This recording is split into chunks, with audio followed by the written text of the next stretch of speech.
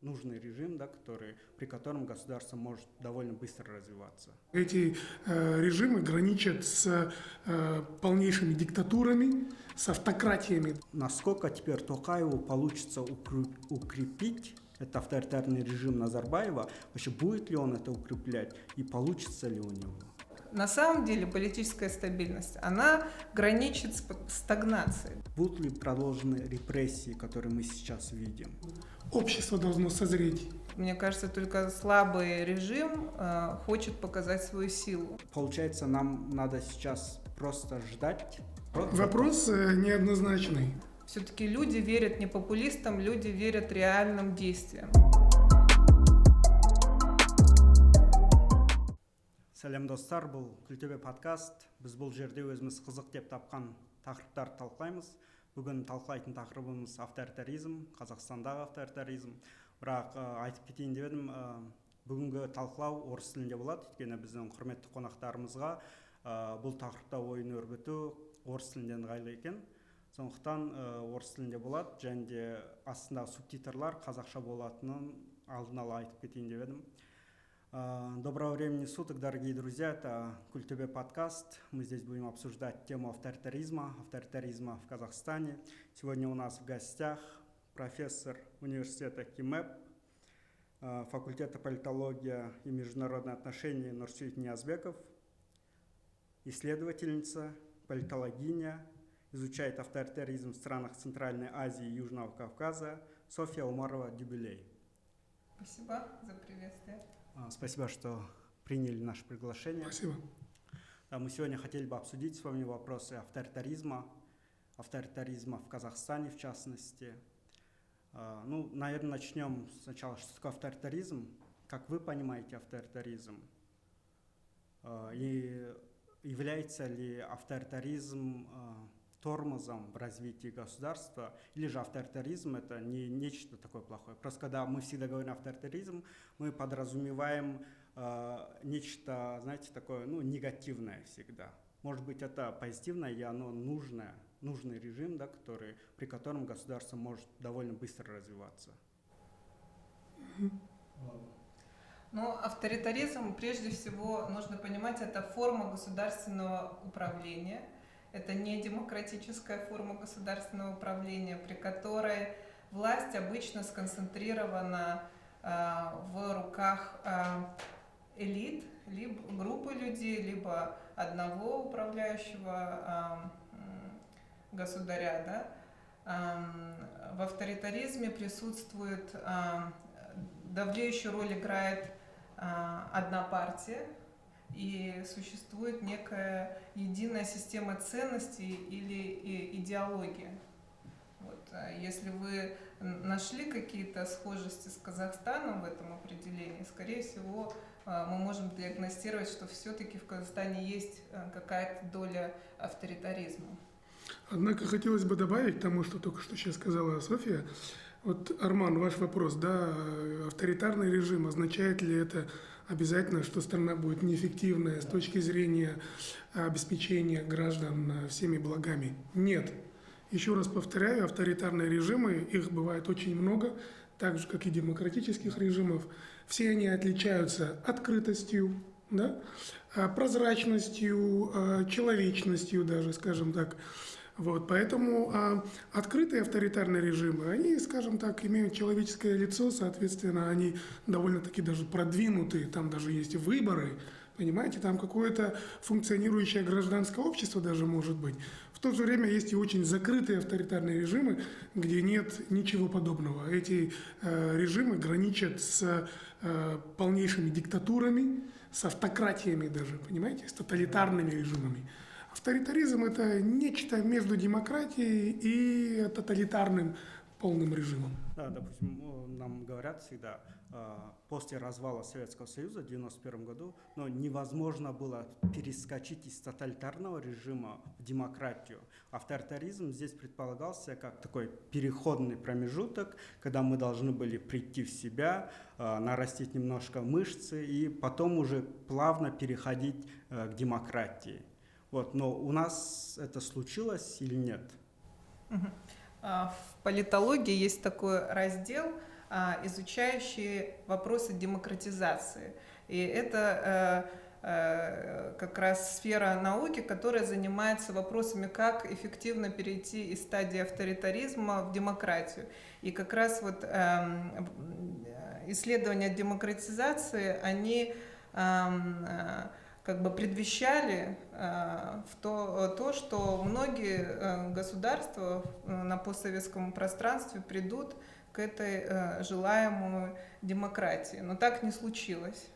И вместо этого авторитарные режимы, они стали более жесткие, сконсолидированы или собраны, и они достаточно стали живучими. То есть сейчас вопрос не стоит о том, перейдут страны, допустим, Центральной Азии к западной модели демократии. Вот как правильно Нурсит сказал, форм демократии тоже очень много.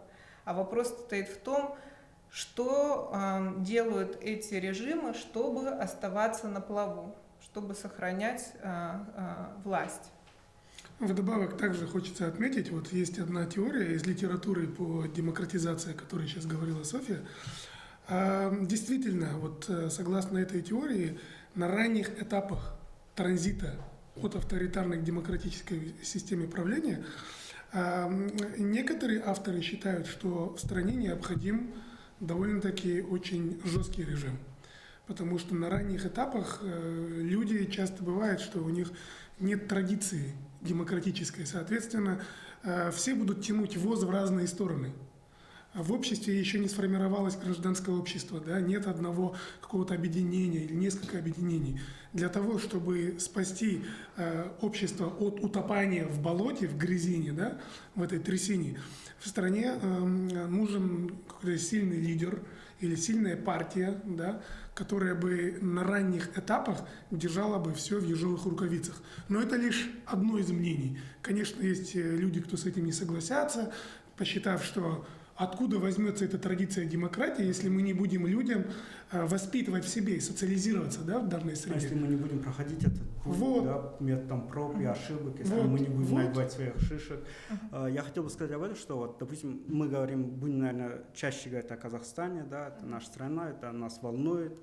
Вот после 91 года у нас историки и политологи пишут о том, что до 2000 года в Казахстане была относительно демократическая система, да, у нас были относительно конкурентные и честные выборы, у нас был достаточно открытый и демократичный на тот период президент, да, первый президент Назарбаев, но после 2005 года уже политологи отмечают, что у нас начался застой, то есть у нас уже отсутствует политическая конкуренция, у нас начались преследования политических лидеров из оппозиции, политические партии начали закрываться. То есть у нас уже начал формироваться авторитарный режим, да, но тогда я хочу спросить о том, что вот у нас был лидер, который заявлял о демократии, но потом мы все-таки стали авторитарной страной. Почему правители не хотят выбирать демократический путь развития для своей страны, а вот стараются удержать власть у себя? Да, и здесь можно провести на типологию, дать анализ, Казахстан является ли авторитарной страной вот в этой связи? Точно ли говорят политологи или нет? Есть очень много рейтингов, которые измеряют, да, количество демократии в той или иной стране, среде, регионе. И вот по большинству из этих рейтингов в Казахстане нет демократии в западном ее понимании, да, олицетворяющими себя через выборы, через гражданское общество, гражданские права и так далее. В этом отношении, да. Но вы правы, в 90-х действительно рано, конечно, говорить, что у нас была демократия. У нас было демократическое такое приоткрытие, да, скажем Зачатки, так. да, демократии. Да. Относительно сегодняшнего дня, наверное, да, конечно. было много конкурентов. Я вот сказал бы, вот с 91 года, с момента обретения независимости, до конца 90-х. Вот, в этом промежутке у нас были какие-то намеки на то, что у нас, возможно, мы выстрелим, да, и станем островом демократии. Однако, вы правильно подметили. А мне кажется, этот переход случился к авторитаризму чуть раньше. Я бы назвала переписывания и принятия второй конституции 1995 года началом как раз-таки поворота в сторону авторитаризма, когда у нас из государство становилось суперпрезидентской державой, и президент получил возможность самостоятельно назначать акимов области. И также вот я недавно изучала вопросы, связанные с медиа, и в медиа тоже, допустим, до 1997 года было очень легко самому зарегистрировать любую передачу на радиоволне, например. Это было достаточно доступно, дешево и с точки зрения закона легко. Но в 1997 году этот закон изменился, и основать свое медиапространство стало очень сложно. То есть, вот, например, в медиа этот авторитаризм пришел в 97-м. С точки зрения большой законодательной власти, наверное, с 95-го такой слом произошел. Да. То есть я говорю о том, что после 10 лет правления можно ли говорить о том, что правитель, президент, он почувствовал вкус власти, он почувствовал себя спасителем.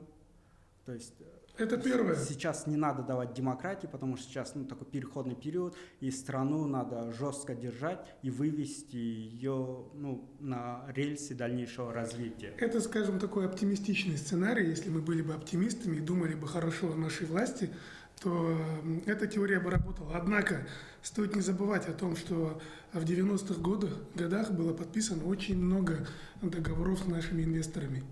Эти договора, то, как они подписывались, я не буду упоминать здесь скандалы Казахгейт и все вот это вот связанное с этим, просто власть уже хорошо связала свои руки с ресурсами, с природными богатствами. Они уже, скажем так, хорошо обогатили себя, поэтому им уже не было смысла продолжать демократические реформы, потому что демократические реформы означали бы прозрачность, означало бы судебную систему независимую, они бы потеряли бы все, что они приобрели не совсем законным путем в 90-х годах. Поэтому они были заинтересованы вдвойне в том, чтобы систему консолидировать и сохранить ее в авторитарном виде. И еще другая интерпретация, возможно, которую сам Назарбаев пропагандировал, что давайте сосредоточимся, экономика в начале, потом политика. Давайте заживем вначале хорошо и будем проводить экономическую либерализацию, приватизацию и все остальное, а потом мы уже поговорим о более высоких свободах, о политических свободах, которые никогда не наступили. И вот вы правильно заметили, что Назарбаев 90-х годов и Назарбаев начала 2000-х годов – это два разных политика. Как и человеку свойственно меняться, так и, я думаю, автократу, технократу тоже свойственно меняться. Власть меняет, да, конечно, безусловно. В начале экономика, она работала благодаря высоким ценам на углеводороды, высоким ценам на нефть, в первую очередь для нас. И в начале нулевых до 2008 года и правда казалось, что мы очень хорошо зажили. В Казахстан в целом экономически очень быстро развивался, и вроде казалось все хорошо. Но у нас есть примеры и других авторитарных стран, наших соседей, у которых не все было так хорошо. То есть в чем секрет вот это долголетия авторитарных режимов, особенно сейчас, когда есть свободный доступ к информации, относительный, интернет, когда вы можете видеть, что происходит, какие хорошие, успешные модели в виде западных стран, и народ, в любом случае, определенный часть народ продолжает верить тому, что стране нужен именно этот лидер, и только при нем мы сможем хорошо жить. У меня есть такой, наверное, развернутый ответ на этот вопрос, почему авторитарные режимы, они все-таки долгоиграющие, почему режим Назарбаева смог просуществовать 30 лет и до сих пор достаточно сильный. Мне кажется, ответ заключается в 3 важных составляющих. Первое – это сильные дискурсы или нарративы государства. То есть граждане хотят верить в светлое будущее. И если, допустим, сторона Советов обещала там каждую пятилетку, что жизнь будет улучшаться, то же самое в какой-то более современной интерпретации мы видим там и в той же программе Рухани Жангару, и Казахстан 2030, которая достаточно успешно была проведена. И то есть люди хотят верить дискурсам, и для этих людей создаются дискурсы. Второе – это проведение масштабных мегапроектов или мегаивентов, которые тоже позволяют показать успешность этого режима, как внутри этой страны, то же самое Экспо, Азиада и так далее, так и заслужить какое-то международное признание. И третье, когда вот эти два ключевых стратегий исчерпаны, дискурсы и мегаивенты, в силу вступает репрессия. То есть репрессия – это самая опасная тропа, чтобы удержать власть. Я хотел бы добавить просто, вы только что сказали о наших соседях, получается, да, Казахстан и наши центральноазиатские соседи. Тут видите еще в чем дело. Часто, когда посещаешь Кыргызстан, общаешься с местным народом, и некоторые часто вот говорят, вот у вас, мол, есть нефть, поэтому как бы, да, неудивительно, почему вы настолько нас опережаете. Потому что, объективно говоря, так оно и есть. Наличие природных богатств также говорит о существовании другой теории – проклятия ресурсами. Те ресурсы, которыми страны обладают, это могут быть не только центральноазиатские, много очень ближневосточных, африканских государств, да, стран второго, третьего мира. Они используют эти богатства для того, чтобы откупаться, да, от народа, от запроса на перемены, поднимая зарплаты бюджетникам, пособия, да, проводя вот эти вот мега различные события, как Экспо там и так далее, да, тем самым у граждан складывается впечатление, что все замечательно, вот цена на нефть растет, в принципе, наши зарплаты тоже растут. Понимаете? Вот да, таким вот образом они дают народу выпустить пар, скажем так. Да, это понимаю, но Кыргызстан, наверное, в этой категории самая демократическая страна, это когда-то назвали островком демократии, да, в Центральной Азии. Есть пример Таджикистана, да, страна не особо богата природными ресурсами, достаточно, относительно, наверное, даже нас бедное население, но при этом Эмомали Рахмон продолжительное время тоже порядка... За счет репрессий, как только что Софья сказала, есть 3 столпа авторитаризмов, да? Это легитимизация через выборы, через вот эти различные мега-события. Второе – это репрессии. Если не получается так, они будут опираться на другой ножку стула, да, через репрессии. И третье – это идет кооптация. Они начинают выкупать, подкупать оппозицию, там, предлагают им замечательные посты там, да, на службе. И все. Вот они 3 столпа, на которых держится стабильность авторитарных режимов. Это для внутреннего населения.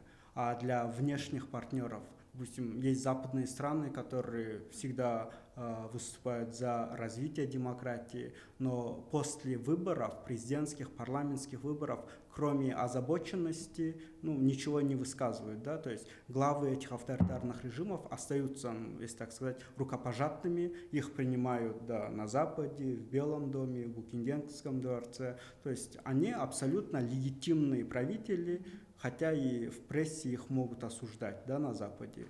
То есть в чем секрет? То есть Запад не заинтересован же в развитии демократии, получается? Почему это не заинтересован? На это тратится столько миллиардов долларов ежегодно. Просто это уже вопрос геополитики. И суверенитета этой страны, да, то есть...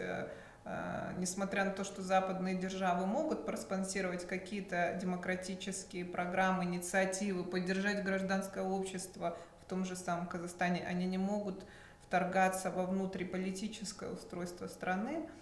Это первый момент. А второй момент, мне кажется, всегда есть обещание от Казахстана, что мы еще молодая демократия, пощадите нас. Мы либо азиатский вид демократии, либо у нас своеобразная демократия, как мы ее понимаем. Да, извините, что перебил. Я имел в виду то, что это же тоже один из пунктов легитимизации своей власти. То есть, смотрите, я встречаюсь с президентом США. Смотрите, я стал председателем ОБСЕ. Да, смотрите, я председатель ОБСЕ, я встречаюсь там с руководителями ведущих держав, и все нормально, да, то есть никаких претензий нет, да, выборы, то есть это для внутренних тех, кто говорит, что выборы были нечестными, победили за счет фальсификации, то есть это же всем им очень четкий сигнал. Да, но ОБСЕ, например, систематически публикует, что выборы и парламентские, и президентские в Казахстане, они были проведены не демократическим путем, да. То есть тоже вот эта вот градация лжи, она существует, да. Другое дело, ЦИК посмотрит ли на данные ОБСЕ или нет, это другой вопрос. Да. То есть это как некая игра, и игра на разном уровне. Но вот я занимаюсь тоже Азербайджаном, и в Азербайджане интересный тоже был опыт, называемый демократия. Икорная демократия. Икорная демократия. Осетровая демократия. Это история о том, как азербайджанское правительство очень сильно хотело стать частью Совета Европы. И они, вот как говорил Нурсид, кооптировали, то есть они покупали разных европейских, им платили тоже деньги для того, чтобы они лоббировали их, чтобы они сказали, что Азербайджан впереди планеты всей, демократическая страна, и в конце концов как бы получили этот статус, вошли в состав Европейского совета, что является достаточно престижным для такой республики Южного Кавказа, как Азербайджан. Но это большой репутационный ущерб самому Совету Европы, да, члены которого принимали эти подачки. Да. То есть, мне кажется, ситуация не такая черно-белая, как она кажется, да, и на Западе не все так хорошо с демократией, как это кажется из Казахстана. Кроме этого, стоит не забывать, что у Запада также есть своя теневая повестка. Да. Они не могут, у них свои экономические интересы, да, свои интересы в сфере безопасности. Поэтому заставлять страну становиться демократией тогда, когда это не очень выгодно национальным интересам западного государства, это, естественно, будет неразумно. Другое дело ссылки Нурсултана Назарбаева на то, что какой прекрасный был авторитаризм в Сингапуре, как он великолепно работал, он тоже не может работать в наших условиях. Почему? Потому что в Сингапуре очень сильные политические институты, на которые может опереться власть, и может поспорить с президентом. И достаточно серьезное техническое развитие государства. В Казахстане все совсем по-другому. И наши политические институты, они скорее выполняют как бы услужливую функцию аппарату президента или самому президенту, не являясь независимыми игроками на политическом поле. Ну да, Назарбаев довольно часто апеллировал к опыту Сингапура, Турции, да, при Ататюрке, то есть когда Турецкая республика только 1923 года, да, апеллировал к Японии, когда правящая партия довольно долго, десятилетиями находилась у власти, он объяснял их успех именно вот этой политической стабильностью.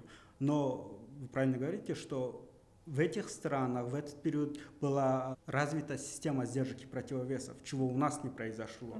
То есть у нас страна, по сути, не была готова к уходу Назарбаева. Да? И мы не понимали, то есть как после полного ухода Назарбаева должен был появиться другой, такой же лидер, который сможет это удержать. Да? И вот январские события произошли, и Токаев получил всю полноту власти, он у нас верховный главнокомандующий, он у нас председатель Совета Безопасности, председатель партии Нур-Отан, президент, суперпрезидент, да, его полномочия. То есть у нас, я хотел бы спросить у вас,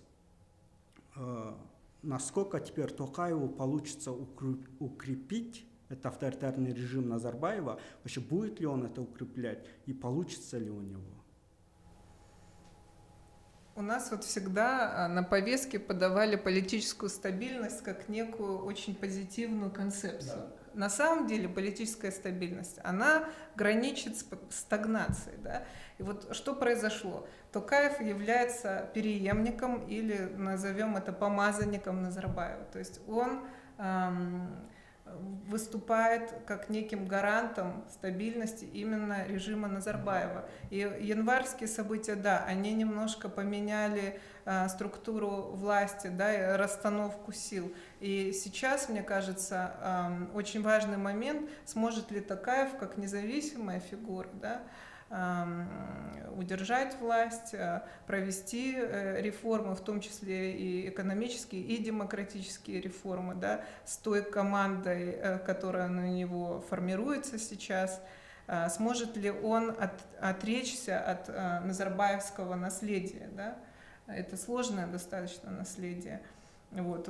Например, исследования по Латинской Америке, которые тоже изучают такой переход от харизматического лидера к нехаризматическому лидеру, а я считаю, все-таки Токаев, он больше технократ, а не харизматический лидер, они говорят о том, что либо новый преемник, он должен сделать какой-то великолепный скачок, который даст ему как бы успех и принятие населением, либо он уйдет, и уйдет вот эта старая эпоха предыдущего харизматического лидера. Я не знаю, какой сценарий будет у нас в Казахстане. У меня очень пессимистический прогноз.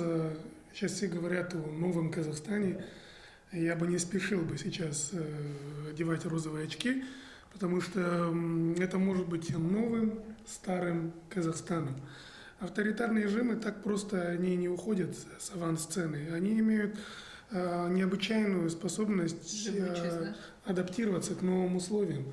Вот когда у нас были цветные революции, Грузия, там, Кыргызстан, Украина, на тот момент авторитарные режимы были не готовы встретиться с силой социальных сетей, да, с силой внешних иностранных агентов, скажем так, социальных движений и тому подобное. Но за несколько лет они приняли очень карательные изменения в законы о политических партиях, общественных объединениях, об интернете и так далее и тому подобное. То, что мы сегодня увидели в Казахстане, это может быть лишь просто перегруппировкой сил, перетрансформацией, потому что, в принципе, если мы посмотрим сегодня на состав правительства и парламента, остались те же самые люди. Проведя они выборы завтра, я уверен, к власти придут те же самые люди. И как сами же депутаты от Нур-Отана удивлялись тому, как они переобуваются на лету, мне кажется, это слова одного из депутатов были, они точно так же переобуются, если им это будет необходимо, если будет необходимо этому режиму. Не забывайте, легитимизация. Они померяют название, уберут приставку «Нур», переставят министров, по сути, останется все то же. Потому что эта система, она была построена на Конституции, на всех этих политических институтах, базе, да? Которые не могут просто работать иначе. Чтобы что-то поменялось, нужно полностью поменять Конституцию, полностью перекроить все органы власти. Вот только тогда мы можем говорить, возможно, о новом Казахстане. Я хотел обратить внимание, что авторитарные режимы, они же всегда строятся вокруг харизматичного лидера, да, как вы сказали. То есть, Назарбаев, безусловно, был харизматичным лидером. Да, но Токаев, если не сможет сделать экономический скачок, о котором вы говорили, то есть на что он должен опираться тогда, как на идеологию, экономика, наверное, с учетом того, что сейчас растет цена на нефть, возможно, будет благоприятной, и насколько это ему удастся, то есть, стать легитимным новым правителем, да, президентом Казахстана. Очень хороший вопрос. Хотелось бы также еще внести информацию дополнительную. Авторитарный режим – это не обязательно личность какого-то конкретного человека. Это может быть армия, это может быть армия, это может быть политическая партия. Да. Обратите внимание на Китай. Да? В Китае это компартия. Си Цзиньпинь уйдет, придет другой человек. Да. Поэтому сейчас, возвращаясь к вашему самому вопросу, о том, на чем сейчас стоит авторитет Да. Токаева. Он держится на том, как ему удалось вот этот вот весь бардак прекратить. Кризис-менеджмент, да? Да, абсолютно верно. Также на нем его авторитет держится также на, скажем так, поддержке, которую ему оказывает не граждански активная часть населения, а спящая часть населения, для которых он замечательный управленец, для которых он сохранил стабильность, собственно говоря, да. Вот. Но, естественно, люди разочаровались в самой партии Нур-Отан, поэтому говорить о том, что Нур-Отан является его основным столпом, опорой, нет, об этом говорить не приходится. Как я уже сказал, это лишь то, как он справился с этой ситуацией, и привычка у населения именно общественного мнения, быть вместе с этим режимом. Каким бы он ни был, есть стабильность и Плохенький, но свой, да? Да. Это Да, страх вот перед будущим, скорее страх всего. перед Да, да. переменами. Да. Перед переменами, да? Однозначно. Ну вот вы говорите, что то, что сейчас все говорят, что да, и спикер Сената об этом говорит, и депутаты говорят, и парламентарии, там, члены правительства, что Токаев оказался сильным политиком, который в час X никуда не убежал, остался и сохранил страну, да, предотвратил катастрофу. То есть вот эта легитимизация, но за ней последовали же репрессии. То есть сеть заполнили десятки просто видео, фото, фактов истязаний людей. То есть это начались репрессии. Может, мы можем уже об этом говорить, да, когда есть десятки фактов, что начались репрессии. То есть вот как это сыграет? Ну вот то, о чем вы говорите, это называется, наверное, формирование нового культа личности, да, и можно поменять просто название, поставить имя другого человека и опять начать на него молиться. Другое дело, ну вот очень интересная мысль о том, что тот политик, который считает, что он останется в историю, он не будет строить свои монументы, да, и вот, к сожалению, настолько здесь вот такое короткое планирование в этом политическом поле, что мы не можем предвидеть, что будет завтра, да, и, возможно, там через 5 лет эта ситуация изменится, и все повернется по-другому, придет некий Хрущев, который будет развенчивать культ личности Сталина, да, и начнется политическая весна. Скорее всего, политическая весна не начнется с подачи Токаева. Это уже было понятно на встрече партии Нур-Отан, что как бы он тоже в глазах общественности поддержал своего наставника, да. От перемены слагаемых сумма не поменяется. Ни в коем случае. Поэтому, как только что Софья сказала, возможно, культа как такового не будет.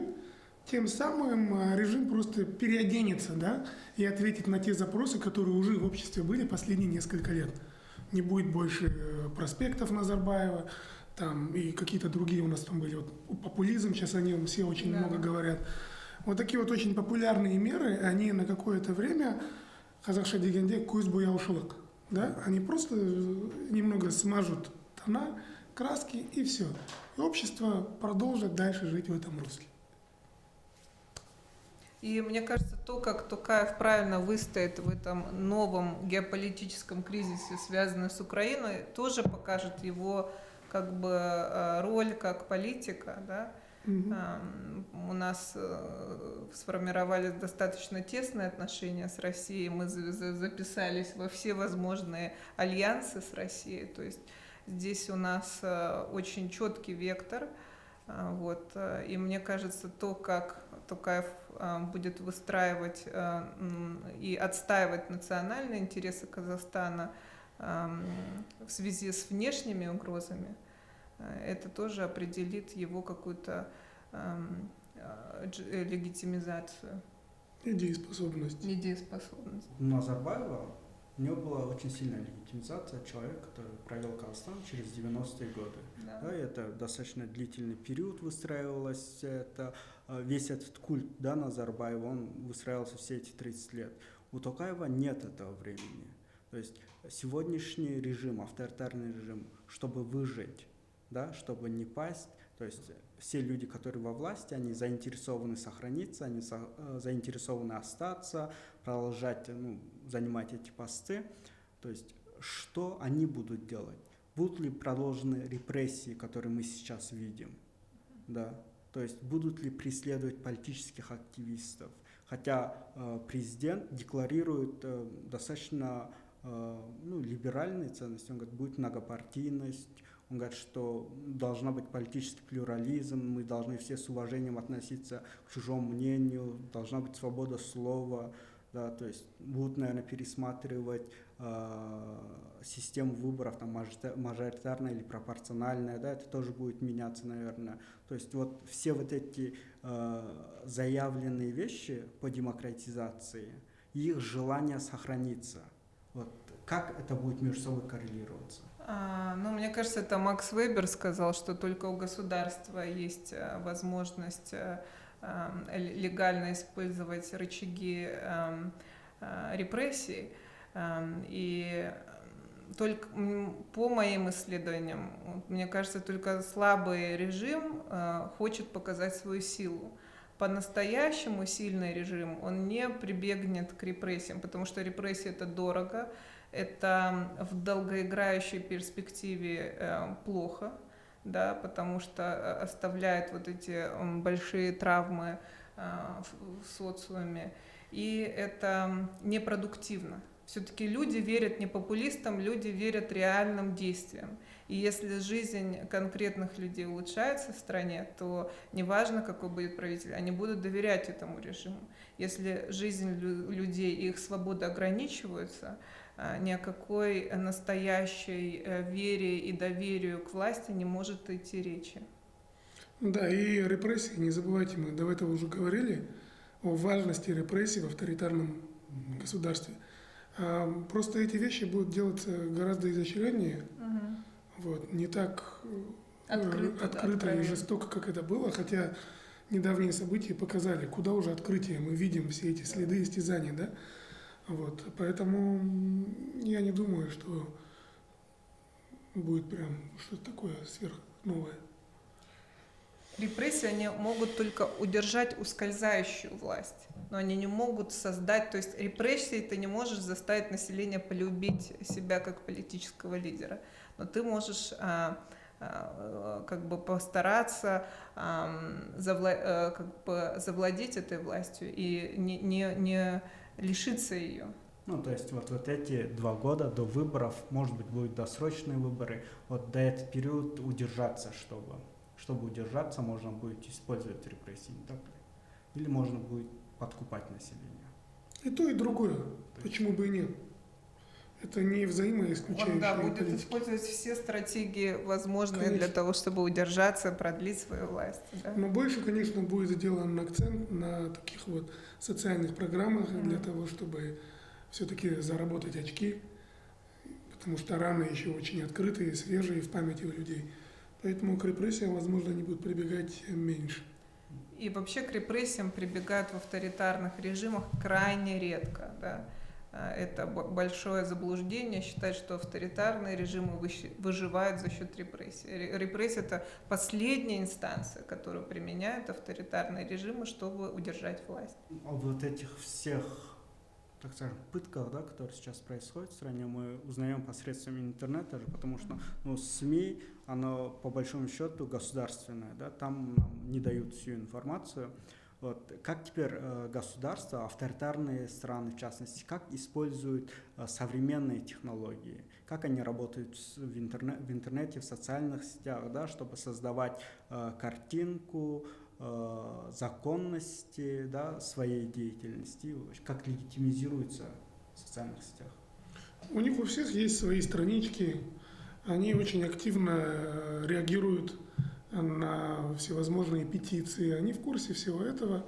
Я думаю, аппарат президента в целом и правительство, они мониторят ситуацию. Иногда бывает, что они даже прощупывают настроения общественные через всевозможные вбросы, так называемые. Да? Для этого существует очень много политических технологий, опробированных и на Западе. Как бы все это у них есть, весь арсенал все это у них есть. Просто у авторитарных режимов, ко всему прочему, есть карт-бланш на прослушку и вот эти технологии, да, слежения. Все это используется, как они говорят, во благо общественной безопасности, но мы-то с вами прекрасно знаем, что это очередной ресурс, которым они пользуются для того, чтобы продлить свою жизнь и набраться очков. Да, и предотвратить любой назревающий конфликт, если они видят, что он формируется в социальных сетях, то есть это все. И последнее исследование называется «Пегасус», очень четко показало, что за всеми активными политическими активистами или независимыми журналистами в Казахстане ведется слежка и мобильных данных, и интернет-данных. Может же быть реакция на хайп. Кто громче кричит, они будут решать их проблемы, говорят, что вот мы решили вашу проблему, но системных изменений по большому счету не будет.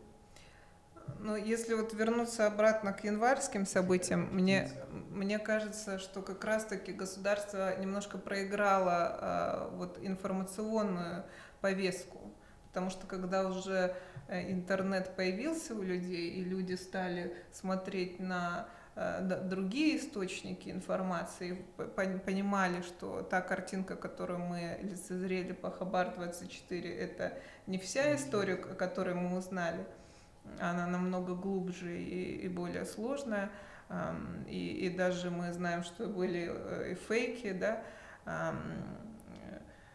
люди начинают критически мыслить. В этом плане интернет-пространство позволяет хотя бы достучаться до каких-то зерен правды. Вот. И не зря, мне кажется, и даже этот подкаст, он будет выходить на пространствах YouTube, а не на государственном телеканале. И не забывайте, что госсекретарь, советник президента, они тут же появились в публичном пространстве. Тукаев лично как минимум 2 раза уже появился, да. Конечно, не совсем то, как этого ожидали правозащитники, но тем не менее они пытаются быть на виду.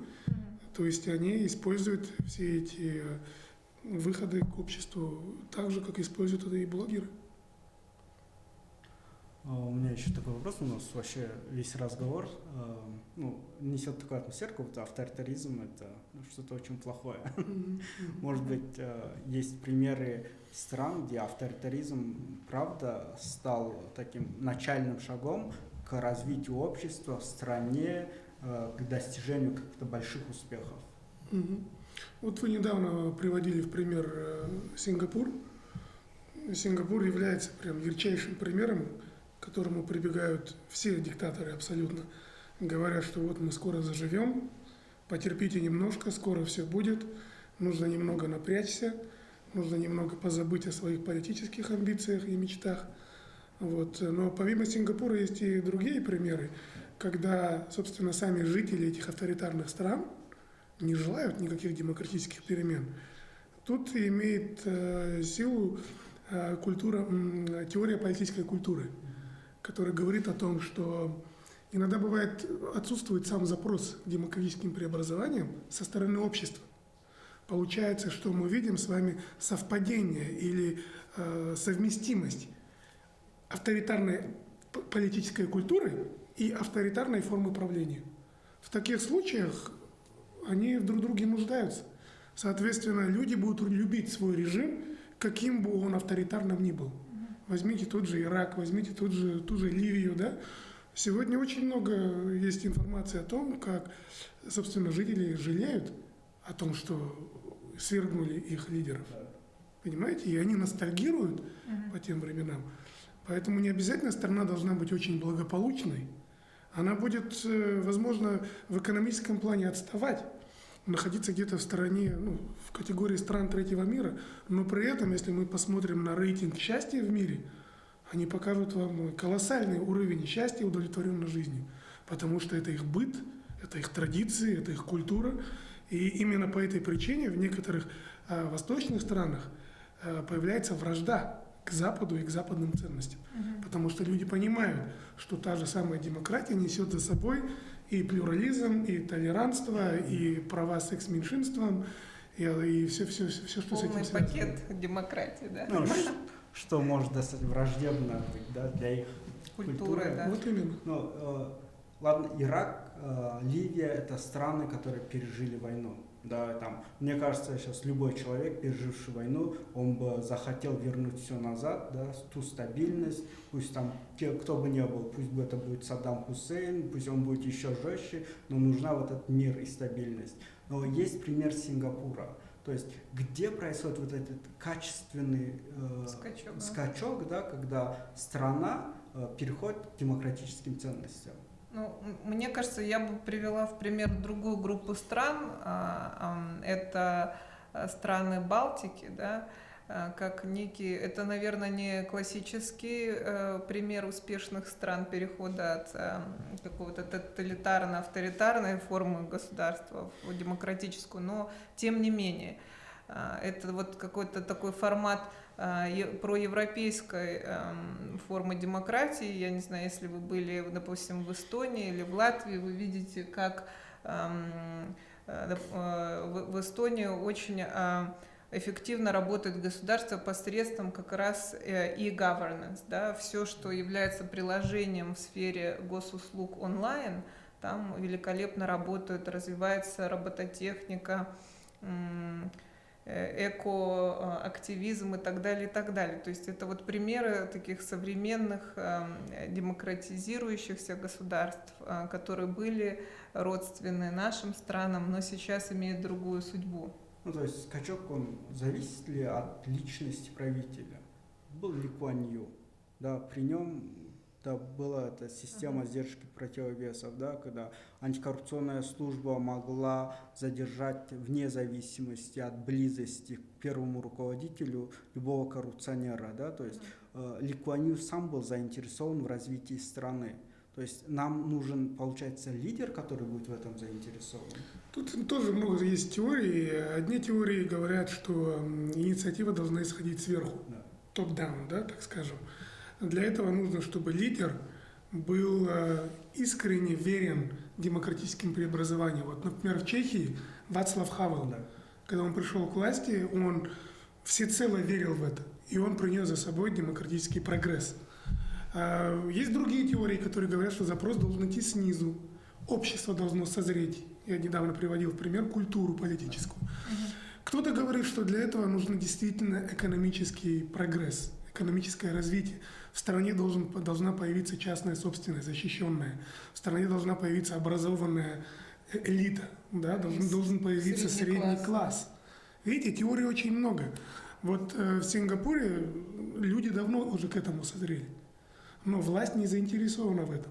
Поэтому они упираются как на репрессии, так и на другие механизмы, для того, чтобы сохранить эту авторитарную оболочку.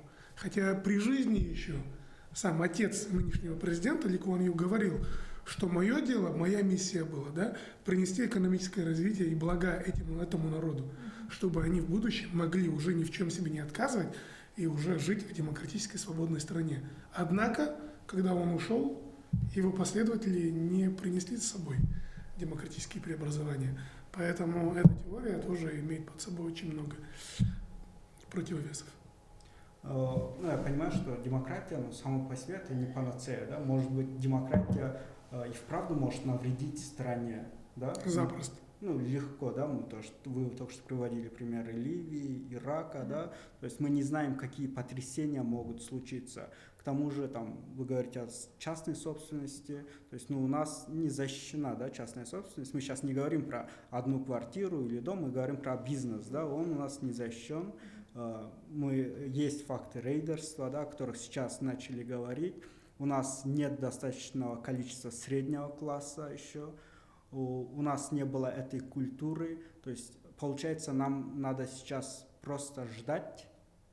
То есть население, сейчас в Казахстане после январских событий есть запрос. Да, запрос на изменения, на демократизацию, на честные выборы, на создание партии, своего волеизъявления. То есть не приведет ли это все к хаосу? Да, и наша власть этим, и нынешняя власть, и предыдущая власть, да, хотя она одна и та же, она нам говорила об этом, что будьте аккуратны, У нас вот на севере есть сосед, который отхватил Крым, да, у нас есть северные территории, там есть Большой Китай, здесь есть мусульманский мир, Афганистан, да, в частности, где достаточно все неспокойно. Нам сейчас, нужна полная консолидация и стабильность. Может, нам надо опять продолжать консолидироваться вокруг нового президента и жить, по крайней мере, при этой стабильности. Мне кажется, мы начали разговор сегодня с того, что нет в классическом понимании чистых режимов, которые авторитарные, и чистой демократии, наверное, тоже нет. Мы больше придерживаемся какого-то пути гибридного формата, где есть и признаки демократических просветов, и авторитарные тенденции. Да? Авторитаризм — это прежде всего про вертикаль власти. И если эта вертикаль власти действительно действует как слышащее государство, государство, которое заботится о своих людях, то это, наверное, то государство, в котором каждый из нас бы хотел жить. Но если это государство, в котором маленькая группа элит озабочена только своим выживанием внутри этой власти и собственным обогащением, и по большому счету ей все равно на то, как живут большинство людей, то, наверное, это то государство, в котором никому бы из нас не было хорошо и тепло и свободно. Мне кажется, что выбор здесь, как и системные изменения, так и какое-то общественное, должно созреть общество тоже для таких преобразований. Отвечая на ваш вопрос, созрели ли мы, готовы ли мы? Как мы поймем, что народ... Вопрос неоднозначный, потому что он может быть отвечен каждым человеком по-разному. Тут нет теории, мы очень много говорили о теории сегодня, нет теории, которая бы сказала бы, или нет рейтинга, который сказала бы, что Казахстан, провели какую-то математическую формулу, они, готовы. Такого нет. Мы имеем дело с политикой, с миром политики.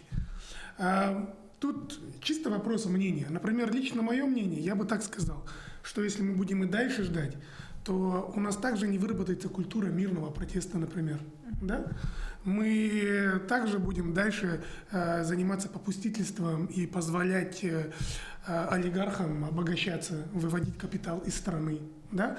Потому что не будет свободных СМИ, потому что не будет запросов, не будет мирных митингов и так далее. Но с другой стороны, к сожалению, есть и такая беда, что действительно определенный сегмент нашего общества, он довольно-таки еще маргинален. Это как дать гранату мартышке, да? Потому что это проблема всех молодых демократий. В стране, где еще не сформировалась культура выборов, да, тех же самых, культура свободы слова. То есть мы должны говорить открыто, при этом мы должны уважать чувства другого человека, да, и так далее. Культура, например, журналистская этика. Журналисты некоторые, возможно, не умеют писать так, чтобы не обидеть, не задеть чувства какого-то другого человека. Да? Должны быть какие-то этические соображения. Все это несет с собой демократические ценности в целом, да? Западные ценности. Но тут некоторые скажут, что они никогда не приживутся в этой стране. Такое тоже есть мнение, да. Но как до этого сказала Софья, нет идеального белого, идеального черного. Демократия – это не точка назначения, это процесс. Это путь, да? Да, это процесс. Тяжело, мы не можем сказать с вами, что есть какая-то уже идеальная демократия в мире. Есть страны, которые чуть выше, чуть ниже в рейтинге демократии. Постольку сами граждане этой страны довольны своим правительством, да, своей политической системой, своими жизнями, мы можем говорить о том, что все замечательно.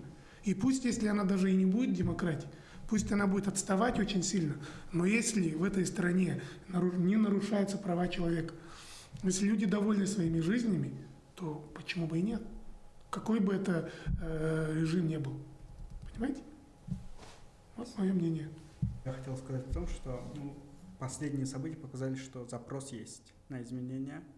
Если власть будет готова хотя бы немного пойти навстречу людям, дать небольшой хотя бы пакет, да, реформ, политических изменений, то страна вполне возможно будет развиваться вот в этом же русле, или она будет качественно другой уже. Это очень тяжело на это сейчас сказать, потому что, как я уже говорил, они могут все это преподносить в другом свете. Поэтому даже сейчас, если я дам очень положительную оценку их предпринимаемым мерам, я могу ошибиться. Здесь очень много места для спекуляций. Вот. Но в целом, да, мне как человеку, лично как гражданину этой страны, хотелось бы видеть побольше реформ. И мне не хотелось бы, чтобы, вот, как вы только что сказали, дадут немножко там реформ. Нет, время уже прошло. Вот этих небольших реформ, заискиваний, заигрываний. Пора внедрять конкретные коренные реформы. И таких предложений очень много поступает со стороны гражданских объединений. Там кто-то требует изменения в Конституцию, кто-то требует провозглашения парламентской республики и так далее и тому подобное. Эти вещи нужно уже внедрять. Я отвечу так. Вот в коронавирус мы все с вами поняли, как важна профилактика здорового образа жизни. То же самое в политике. Да? Если не проводились поступательные продемократические реформы, то сложно ожидать какого-то другого исхода. Здесь уже нужна операция, наверное. И вот это операционное вмешательство и реальное изменение, не просто на бумажке написанные хорошие реформы и не примененные в жизни, они не работают. Их нужно действительно внедрять, должна меняться структура, должна меняться система распределения власти, назначения акимов, проведения выборов. И если вот это все вкупе, эта операция будет успешно проведена, тогда, я думаю, мы заживем в новой демократической стране. Если нет, что-то пойдет не так, то, я не знаю, пациент этот выживет или нет. Да. Будем надеяться, что выживет, и страна будет развиваться в том ключе, в котором захотят большинство населения. Спасибо за то, что вы пришли. Сегодня у нас в гостях был профессор КИМЭП Нурсейт Ниязбеков и политологиня, исследовательница София Умарова Дебелей. Спасибо большое. Спасибо большое.